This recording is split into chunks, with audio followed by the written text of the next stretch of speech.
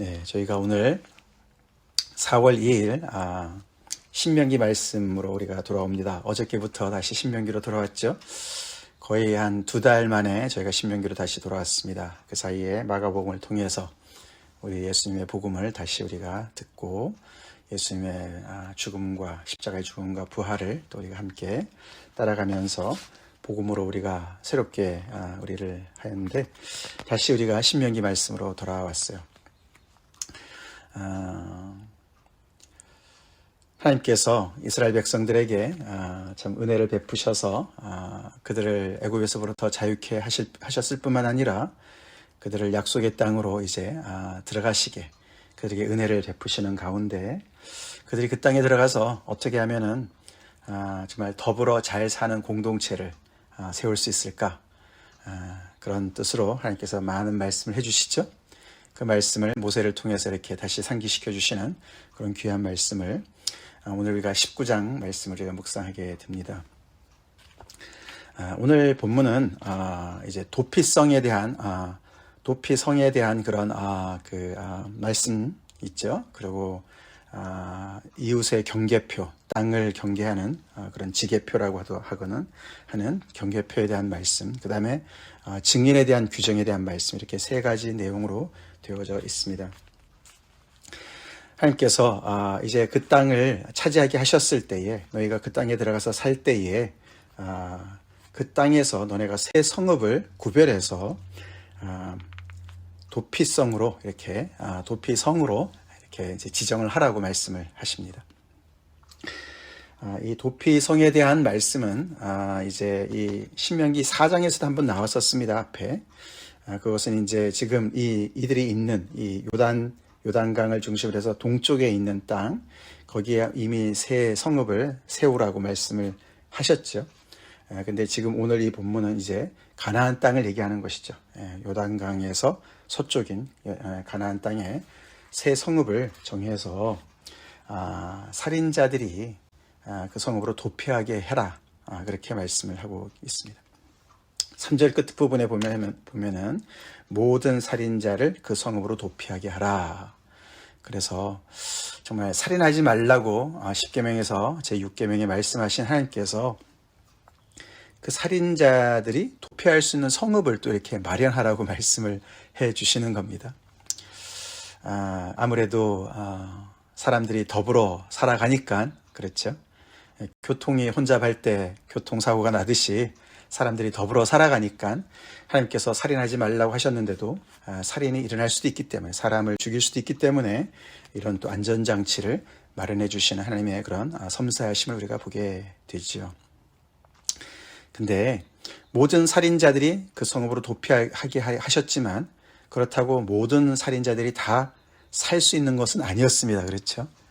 그래서 이 도피성은 어떻게 보면은 정당한 그런 재판의 절차를 따라서 이 사람이 정말 죽어야 마땅한지, 아니면은 정말 이것이 어떤 여기서 나오는 대로 고의성이 없는 불의의 사고였는지 과실치사였는지를 이제 확인을 하고 그것을 확정한 다음에 그것을 집행할 수 있도록 하는 어떤 그런 안전장치가 되었던 것이죠. 이 모든 말씀을 지금 미리 듣는 입장에 있는 백성들에게는 이 모든 것이 하나님의 은혜로 다가왔을 줄로 믿습니다. 그렇죠? 그래서 그 땅에 들어가서 정말 정결한 하나님의 거룩한 백성들로서 하나님의 그 성품을 닮아서 거룩한 그런 정말 하나님을 닮아서 거룩한 백성으로 살아가는 데 있어서 꼭 필요한 그런 생명의 말씀으로 그들이 들었을 것입니다. 오늘 이 말씀 속에서 하나님은 이런 경우는 살만한 경우다 그러면서 결국 원한이 없이 부지중에 이웃을 죽이는 경우가 생길 때, 그래서 이런 일이 덜어 일어나는 것을 하나님께서 알고 계시고 그런 여지를 남겨두시면서 그런 경우에는 그의 고엘이 되는 피해 보복자가 그를 따라잡아서 그를 정말 재판도 받기 전에 죽게 하는 일이 없도록 하기 위해서 도피성을 세우라고 하나님께서 말씀하시면서 거기 4절에 그 땅 전체를 세 구역으로 나누어서 길을 닦아서 그렇게 얘기하십니다. 그렇죠? 그래서 이 도피성이 모든 위치에 있는 사람들이 이렇게 정말 이렇게 그 동쪽에 그 땅이 넓은데 이렇게 정말 그 위치가 중간중간에 있어서 모든 사람들이 다 접근이 가능할 수 있도록 그런 위치를 잡고, 그리고 길도 닦아놓고, 그래서 정말 용이하게 그것으로 피할 수 있도록 그렇게 하라고 이렇게 다 조처를 해 주시는 것을 볼 수가 있습니다.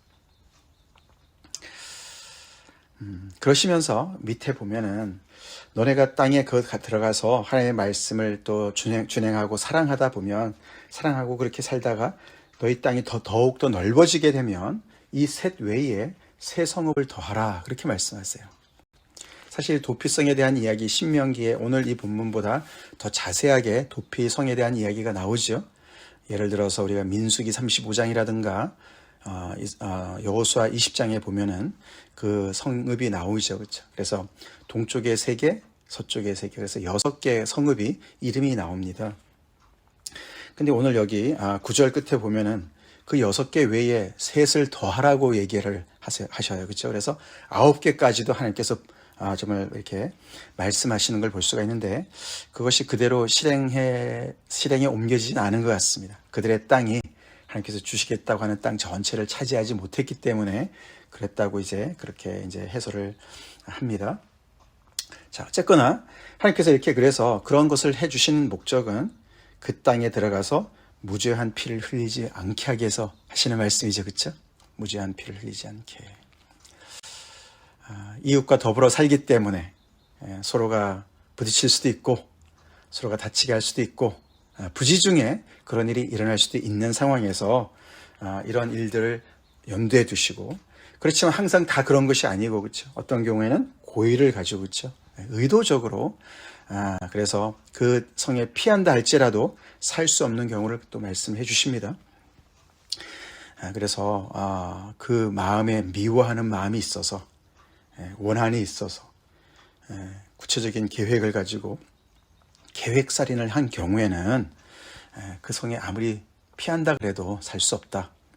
그 본 성읍 장로들이 그 사람을 가서 데리고 나와서 보복자의 손에다 넘겨서 정당한 그런 재판을 받도록, 심판을 받도록 해라고 말씀하시면서 그 땅에 그렇게 해서 무죄한 피를 흘린 죄를 이스라엘에서 제하라고 말씀을 하십니다. 그래서 이 하나님의 백성들 안에서는 무죄한 자가 벌을 받아서는 안 되고, 그렇죠? 그리고 또 반대로 유죄한 자가 벌을 받지 않고 그냥 넘어가지 않도록 하나님께서 조처를 취하시는 것이죠. 모든 것이 은혜로 출발이 됐는데 그 은혜 속에는 정의가 있습니다. 그렇죠? 정의가 있습니다. 하나님의 거룩함을 따라가는 삶 속에는 정의가 있습니다. 그래서 정의로운 백성들이 되라고 말씀을 하시는 것이죠. 도피성을 마련하시면서도 그곳의 모든 살인자들이 다 그곳으로 도피하게 하라고 말씀하시면서도, 그럼에도 불구하고 그 안에서 정의가 구현되어서 살만한 경우와 죽여야 될 경우를 구분하도록 분별해서 그 땅에서 악을 제하라고, 수술을 하듯이 그렇게 제하라고, 그래서 거룩함을 유지하라고 엄중하게 말씀하시는 것이죠. 그러면서 이어서 이웃의 경계표를 옮기지 말라고 명령하십니다. 그러니까 27장 저 뒤에 가보면은 이런 경우는 하나님의 저주를 받게 된다고 말씀을 하시고, 또 잠언에도 나오지 않습니까? 그렇죠? 이웃의 경계표를 옮기는 것. 그것은 이웃의 땅을, 그렇죠? 침식하는 거죠. 침해하는 것이죠. 그 땅이라는 것은 여기도 보면은 조상이 정한, 그래서 하나님께서 주신 그 땅을 분배해서 그 각 지파대로, 각 정말 가족대로 이렇게 하나님께서 주신 그 약속의 땅 아닙니까? 언약의 땅 아닙니까? 그렇죠? 그래서 하나님께서 주신 그들의 그 정말 그 복인데, 특권인데, 그것을 더 가졌다고, 더 힘이 있다고, 이웃의 것을, 약한 이웃을 정말 이렇게 빼앗는 그런 정말 것을 하나님께서 이렇게 금하시는 그런 규정이 있죠. 그래서 앞에는 이웃의 생명을 취하는 거라면은 이 경계표에 대한 말씀은 이웃의 재산을 빼앗는 그런 것에 대한 하나님의 그런 정말 금지 명령인 것을 볼 수가 있습니다. 이어서 또 이제 증인들의 규정이 나오지요. 모든 사람의 악에 관해서 꼭 이렇게 살인죄만이 아니라 모든 악에 대해서, 모든 죄에 대해서는 한 증인만 세우지 말아라 말씀하시죠.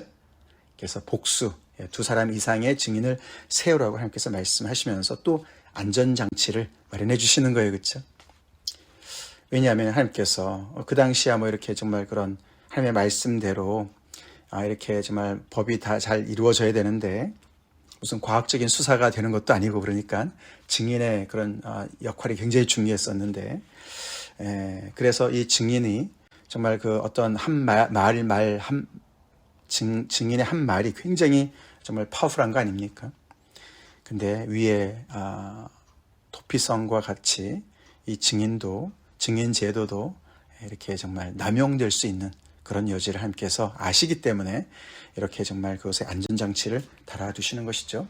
그래서 두세 사람의 입이 정말 그 같은 그런 증언을 해야만 효력이 있도록 말씀해 주십니다. 그러면서 위증죄에 대한 얘기를 하시죠. 위증. 그래서 사실이 아닌데, 진실되지도 않은데 이웃을 해하기 위해서 그렇게 위증하는 경우에는, 쌍방이 논쟁이 붙었을 경우에는 하나님 앞에 나아가서 그 당시 제장과 재판장 앞에 세우라고 말씀하십니다. 결국은 성소에 가라는 얘기죠. 그렇죠? 그래서 어떻게 보면 중앙에 해결이 안 되는 그런 논쟁이 있을 때는 중앙에 있는 제사장과 재판장 앞에 하나님의 임재를 대표하는 그들 앞에 세워서 그들은 것을 자세히 조사해서 거짓 증인을 구별해내고 그에게는 그가 행하려고 했던 그 꾀대로, 그 벌대로 그가 그것을 받도록, 그래서 그들이 정말 그런 악행을 행하지 않도록 그 악을 제하라고 또 말씀하십니다. 이런 걸 보면 하나님께서 얼마나 정말 그 백성들이 정말 그 거룩한 삶을 살기를 원하셨는지를 우리가 볼 수가 있습니다. 그렇죠? 그렇게 하나님의 은혜를 정말 남용하지 않으면서 그 안에서 하나님의 은혜를 닮아가서 정말 이렇게 정의로운 그런 공동체, 정말 거룩한 공동체를 세우도록 하나님께서 이렇게 정말 간곡하게 말씀하시는 것이죠. 그러면서 그들이 꾀하는 그 행위대로 그들에게 갚으라고 말씀하시면서 그 21절에 그 유명한, 그렇죠, 구약의 윤리, 어떻게 보면 그렇게 대표가 되는 그런 구절이 나옵니다. 내 눈이 긍휼히 여기지 말라. 생명에는 생명으로, 눈에는 눈으로, 이에는 이로, 손에는 손으로, 발에는 발로이니라. 그러면서 정말 그 어떤 상해에 대한 그런 형벌과 배상을 이렇게 정말 이렇게 등가로 똑같이 보복의 등가 원리를 따라서 동해 복수법의 그런 정말 그런 원리를 따라서 그렇게 집행하라고 말씀을 하시는 것이죠. 위증한 그 증인이 그 의도한 대로 그에게 갚으라고, 그래서 그렇게 정말 쉽사리 그렇게 정말 그런 죄를 범하지 않도록, 툭하면은 정말 이웃을 이렇게 법정에다 세우고, 그렇죠? 그렇게 해서 이런 제도를 정말 남용하지 않도록 하나님께서 엄중하게 세우시는 것입니다. 근데 이 말씀은 오해해서는 안 됩니다. 그렇죠? 우리가 예수님께서도 우리가 마태복음에서 산상순에서 말씀하셨는데, 이것은 정말 이렇게 정말 너무나 그런 은혜 없이 정말 이렇게 정말 법대로 모든 것을 처리해라. 모든 개인의 관계성 속에서 그런 뜻이 아닙니다. 그렇죠? 이것은 상대방이 어떤 해를 행했을 때, 그리고 어떤 법정에 세웠을 때, 그렇죠? 법의 어떤 공정함을 얘기하는 겁니다. 그렇죠? 이런 어떤 그 기준이 없다면은 인간의 심리가, 그렇죠, 보복을 하려면은 계속해서 받은 것보다는 더 많이 주려고 하는 것을, 그렇죠, 그런 심리가 있지 않습니까? 그것을 막은 것이죠. 그래서 어떤 상한선을 정해 놓으신 겁니다.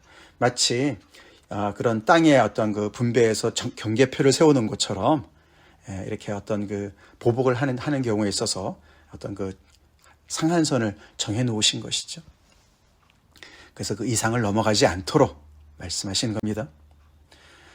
이렇게 구약의 말씀이 엄중하지만 사실 이 이야기만 있는 것이 아닙니다. 그렇죠? 우리가 가장 대표적인 말씀으로는 구약의 말씀에서도 굉장한 은혜의 말씀이 있죠. 예수님의 하신 말씀과 똑같은 말씀이 있습니다. 예를 들어서 레위기 19장 17절 18절에 보면은 이런 말씀이 나오죠. 너는 내 형제를 마음으로 미워하지 말며 내 이웃을 반드시 견책하라. 그러면 내가 그에 대하여 죄를 담당하지 아니하리라. 18절 원수를 갚지 말며. 여기 보면 원수를 갚지 말라 그래요. 그렇죠? 여기는 생명은 생명으로 이렇게 이야기한 것을 우리가 문자적으로 잘못 해석하면 잘못 오해를 할 수 있는데, 여기는 원수를 갚지 말며 동포를 원망하지 말며 내 이웃 사랑하기를 내 자신과 같이 사랑하라. 예수님 말씀과 일맥상통하는 말씀이죠. 그렇죠? 결국 하나님께서 말씀하시는 것은 뭡니까? 일단은 더불어 살아가는 그런 이웃과 살아가는 그런 공동체 삶 속에서는, 그렇죠? 서로가 질서가 있어야 돼요. 그렇죠? 경계선이 있어야 됩니다. 경계표가 있어야 돼요. 상한선이 있어야 됩니다. 그러나 그것을 그냥 원리 원칙으로만 생각해서 서로가 빡빡하게 은혜 없이 대하라는 말씀이 아닙니다. 그렇죠? 아닙니다. 이렇게 이 말씀처럼 이웃을 사랑하는 것을 내 자신과 같이 사랑하라고 말씀을 하시는 것이죠. 하나님의 은혜를 따라서 이웃을 정말 은혜로 대하라고 말씀하신 줄 믿습니다. 그렇죠? 그래서 이 도피 성의 이 제도가 정말 하나님의 어떤 은혜를 나타내는 것이죠. 하나님의 은혜를 나타냅니다. 우리는 실수할 수 있는 존재예요. 그렇죠? 실수할 수 있습니다. 이 도피 성의 제도가 지금은 없지만 우리에게 적용한다면 어떻게 될 수 있을까요? 우리 하나님의 은혜를 입은 자들이죠? 그렇죠? 그렇습니다. 그렇지만 우리는 또 실수할 수 있습니다. 그렇죠? 실수할 수 있어요. 우리가 더불어 살다 보면, 함께 우리가 신앙생활을 하다 보면 의도치 않게 내가 상대방에게 해를 끼칠 수도 있습니다. 그렇죠? 있을 수 있어요. 그걸 당한 입장에서는 정말 너무나 힘들지만 그것을 또 자기도 모르는 사이에 부지중에 그런 실수를 할 수 있음을 우리가 서로가 알고 서로를 우리가 은혜로 대해야 될 줄로 믿습니다. 그런 여지를 줘야 되는 것이죠. 시간을 줘야 되는 것이죠. 그렇지만 또 동시에 우리가 이 도피성을 정말 말 그대로 그냥 피난처로만 생각해서는 안 됩니다. 그렇죠? 고의적으로 살인을 해놓고 숨어 가봤자 여기서 보면 심판을 받습니다. 그렇죠? 그 말을 우리에게 적용한다면 어떻게 될까요? 우리가 하나님의 은혜를 입은 자들로서 그리스도의 십자가의 은혜를 우리가 이야기하면서 여전히 내가 내 속에 악한 생각을 가지고 악한 의도를 가지고 하나님의 그런 은혜를 내가 하나의 그냥 도피성으로, 도피처로만 생각해서 내가 원하는 것을 계속 이루려고 하는 그런 잘못된 자세를 우리가 버려야 될 줄로 믿습니다. 십자가의 은혜는 절대로 우리의 악을 그대로 키울 수 있도록 우리에게 면죄부를 주는 것이 아닙니다. 그렇죠? 십자가의 은혜는 우리에게 우리 안에 있는 우리 중에 있는 악을 제하는 능력이 있어야 될 줄로 믿습니다. 그렇죠? 그래서 우리는 점점 더 우리 안에 있는 이 십자가의 은혜를 통해서 우리는 점점 더 우리 안에 정말 악이 제해지고 거룩한 삶으로 가는, 그렇게 은혜가 우리를 정의로운 삶으로 점점 더 이끌어가야 될 줄로 믿습니다. 우리의 악을 남용하고 악을 그냥 정말 덮어주는 그런 잘못된 기능으로 우리가 은혜를 정말 역용해서는, 잘못해서는 정말 큰일이죠. 그렇게 해서는 안 됩니다. 내 이웃의 경계표를 당연히 지켜줘야 되죠. 그렇죠? 그렇지만 정말 우리가 정말 네 떡은 네가 먹고 내 떡은 내가 먹어야지, 뭐 이런 어떤 굉장히 이렇게 정말 서로가 조심하는 그런 관계, 정말 그런 것이 아니죠.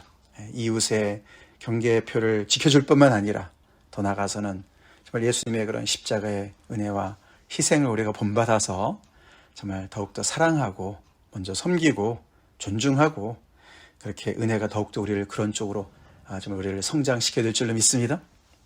그래서 구약의 원리는, 이런 말씀들은 다 어떤 기초적인 것을 얘기해 준다고 볼 수가 있죠.